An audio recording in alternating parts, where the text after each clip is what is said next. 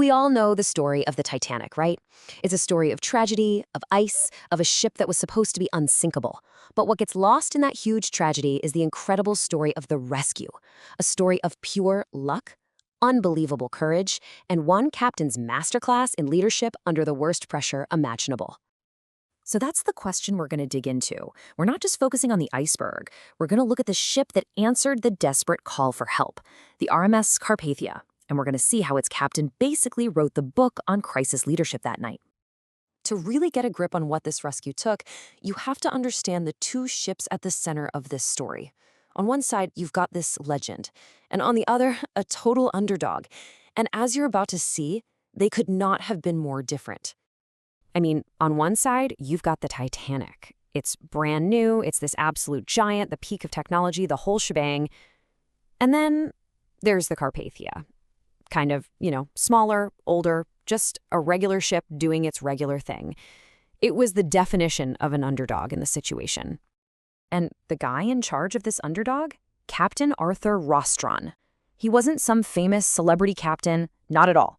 But he was a pro's pro, a disciplined, methodical sailor with 27 years of experience under his belt, whose entire career was basically leading up to this one single horrific night. Okay, so now we get to the moment where everything flips on its head, where a quiet, routine voyage is completely shattered by a single, faint signal crackling through the airwaves in the middle of the freezing cold night. This timeline is just wild when you think about how much pure luck was involved. See, back in 1912, ships weren't required to have someone listening to the radio 24/7. The Carpathia had just one guy, Harold Cottam, and he was literally seconds away from calling it a night. Think about that. 5 minutes later, and the story would have been so much worse. And yeah, you heard that right. Cottam himself said he was in the middle of untying his boots to go to sleep. I mean, the lives of more than 700 people came down to that one tiny, everyday moment. It's unbelievable. But he heard the call, he got it to the bridge, and Captain Rostron took over instantly. So the second that call is confirmed, Captain Rostron doesn't just react. He immediately starts orchestrating this massive response, while simultaneously plowing his ship through one of the most dangerous patches of ocean on the planet. And just look at his first orders. This isn't just one or two things. It's a whole system put into action in minutes. He's thinking about speed, but also safety by doubling the lookouts. He's thinking about the rescue itself, getting the lifeboats ready. And he's even thinking about the morale of the people in the water, firing rockets so they know help is coming. He's playing chess while everyone else is playing checkers. And getting that all possible speed meant doing some pretty extreme things. To squeeze every single ounce of power from those engines, he ordered the ship's heating and hot water to be completely cut off. Every bit of steam was rerouted, which means his own passengers are suddenly shivering in their cold cabins. Okay, so there's always this talk about the Carpathia pulling off some impossible speed, but the truth is a little more interesting. The Titanic's SOS had the wrong position. They were off by about 13 miles. So the real achievement wasn't breaking some speed record. It was pushing the ship to its absolute design limit and keeping it there for hours through a literal minefield of ice. And when I say minefield of ice, I'm not kidding. This is why that speed was so nuts. The ship's lookouts dodged more than 25 massive icebergs. He was basically threading a needle at top speed through the exact same danger that had just sunk the unsinkable ship. The level of calculated risk is just off the charts. But honestly, the race to get there, that's only half the story.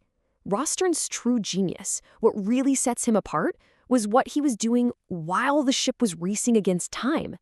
He was building a rescue plan from scratch. He was essentially turning his regular old passenger ship into a perfectly organized floating hospital and relief center, all before they'd even seen a single lifeboat. He was already planning for the aftermath while he was still in the thick of the crisis. Take this for example. He set up a 3-part medical system, putting a doctor in each of the ship's dining rooms. Now, this wasn't just about managing crowds. It was a really smart way to spread out the medical care, to avoid a bottleneck, and to efficiently handle a huge number of injured and freezing people all at once. And the prep just kept going. It was on another level. He thought of everything. Hot drinks and blankets waiting at the doors to fight hypothermia, winches ready to hoist people up, someone assigned to just write down names so families could be notified. He even had a plan to keep his own passengers clear of the chaos. It was a complete top-to-bottom rescue blueprint. And then there's this brilliant little moment of pure ingenuity. So you've got these lifeboats rocking in the freezing water. How do you get a small child or a baby safely on board? Well, his crew used these canvas bags, the ones they used for engine ash, as little makeshift slings. It was simple, it was clever, and it absolutely saved lives.